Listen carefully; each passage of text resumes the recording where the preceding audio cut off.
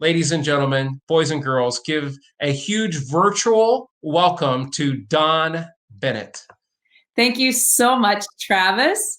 It's so interesting to be talking about touch as an entrepreneur's remedy online because I'm the kind of person when I network, I walk into the room and I love giving people handshakes and looking them in the eye and giving hugs to the people that I really know. And I'm sure many of you can relate. Others of you I know are a little bit happier that we're all on social distancing right now because you maybe don't like so much touch or being around a lot of people wears you out. And so you're actually in your element right now while you're at home.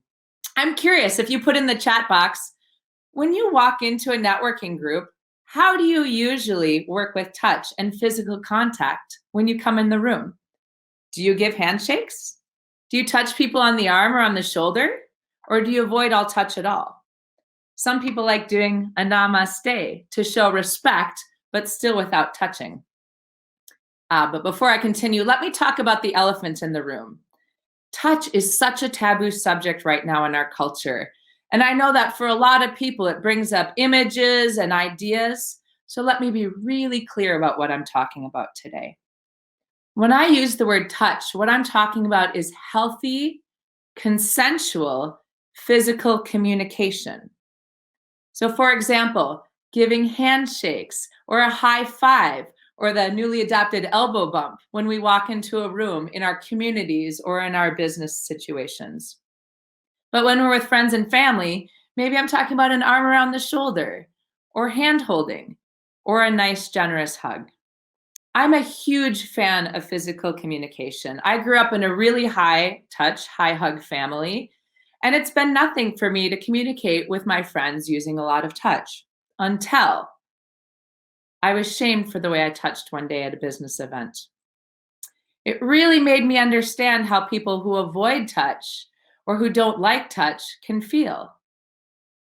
When I won the Service Business Year of the Award with the Chamber of Commerce, I went up, I gave my acceptance speech, and as I walked back to my seat, I was absolutely elated because I was so excited that I had done such a good job and made such good connection with people that they voted for me as a massage therapist and as someone that worked with healthy touch. So I gave hugs to a bunch of my friends on the way back to my chair.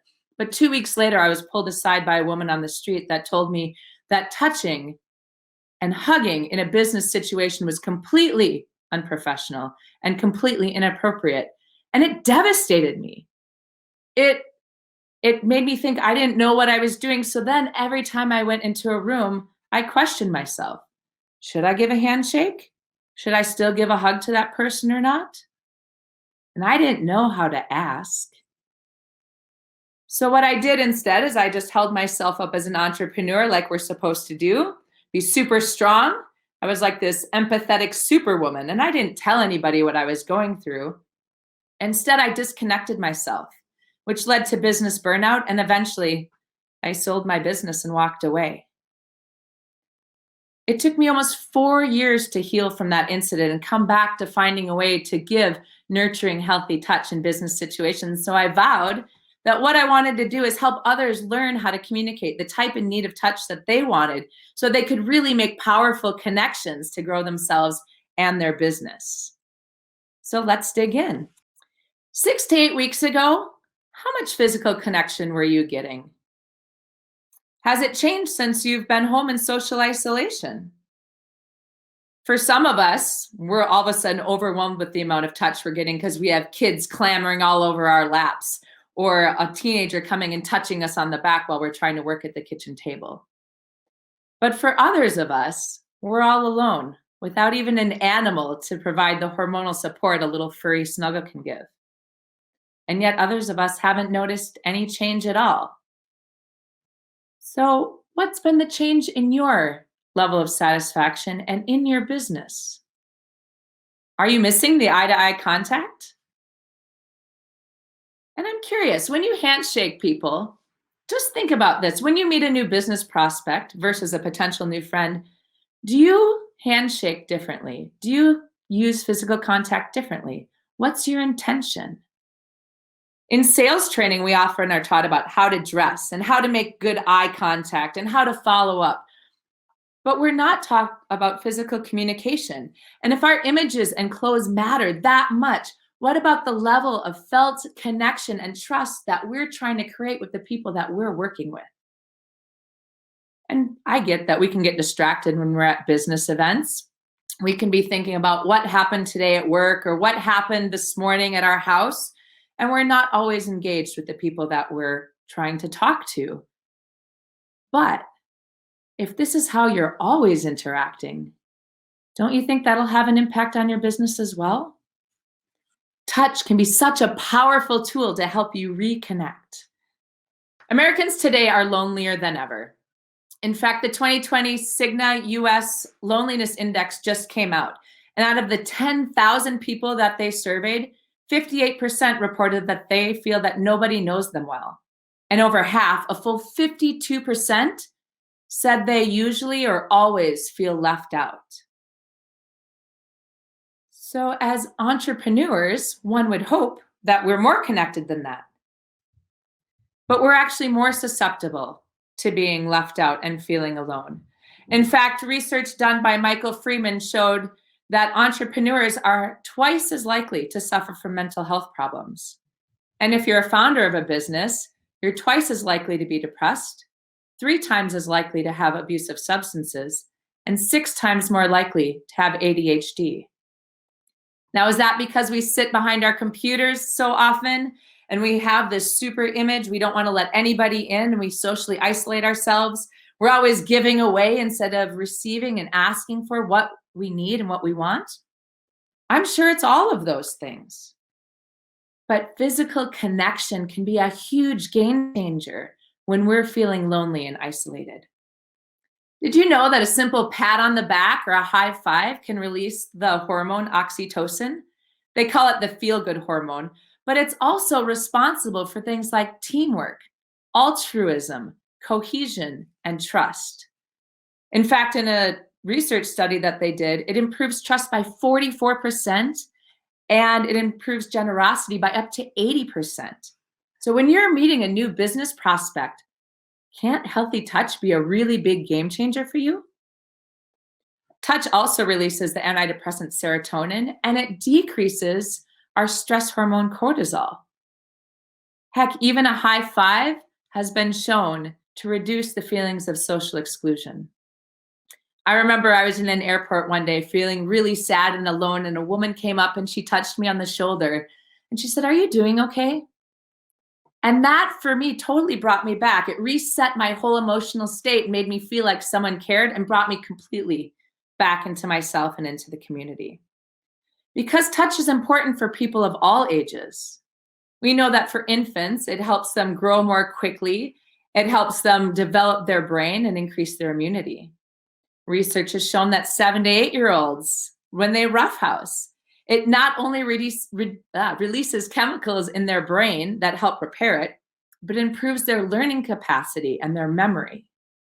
Adolescents that are touched more often when they're younger have less chance of being aggressive when they're older. I mean, who do you know that gets a little bit crabby when they're not getting the kind of affection that they need? But as adults, it also helps us with that teamwork, with cohesion, with trust, and with communication. They did a study with the National Basketball Association, and they found that the more often a team touched in preseason, the more likely they were to work as a team and to score high during the regular season. That's even after adjusting for the strength of the team and the power of the players. So who knew that all those good job man butt slaps would actually help their team succeed?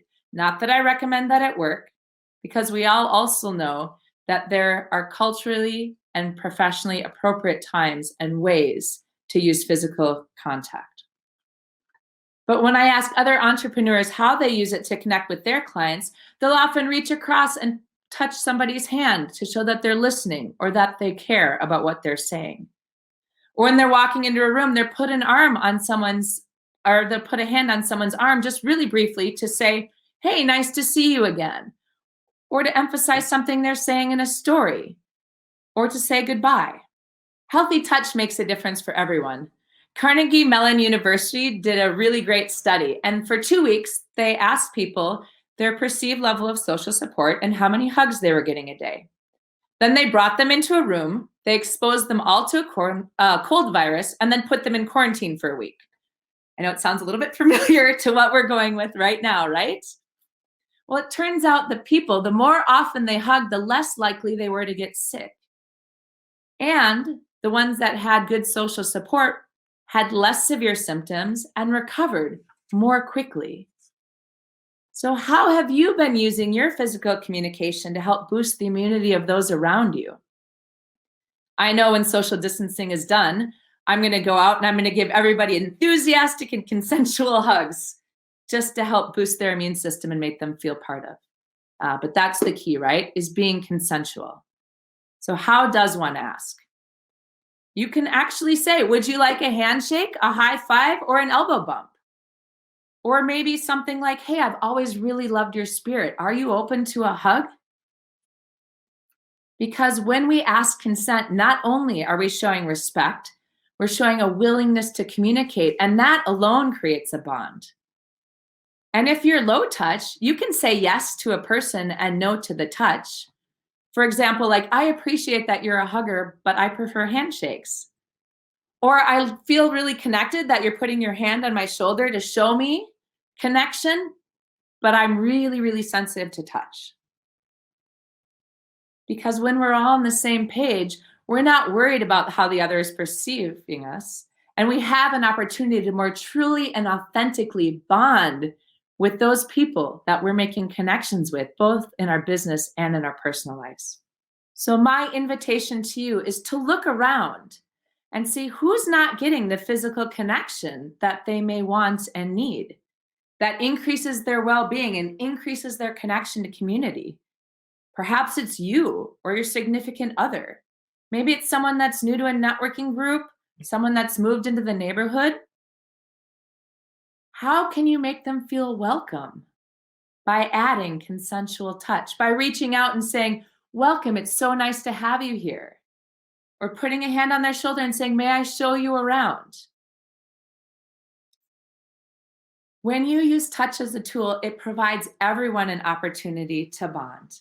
In fact, I met a woman on Meals on Wheels who started asking after a presentation like this. She went to people's houses and started saying, would you like a hug, before she left? And she said it had such a positive impact because she was able to hug those that wanted it, that were in isolation, and everybody got that nice hormone boost that really supported them and made them feel a part of. So for those of you that feel, oh, I can't really bring touch into my workplace, or I don't really like touching, see if you can start slowly at home. Maybe just give a fist bump to that son who really doesn't really want hugs anymore. Or put an arm around a really close friend to show that you care and that you're listening to their story.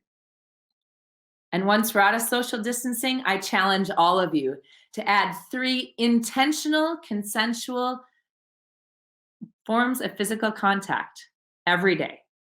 So whether that be a hug, a high five, whatever feels most comfortable for you, because good physical connection is what's going to help heal our communities.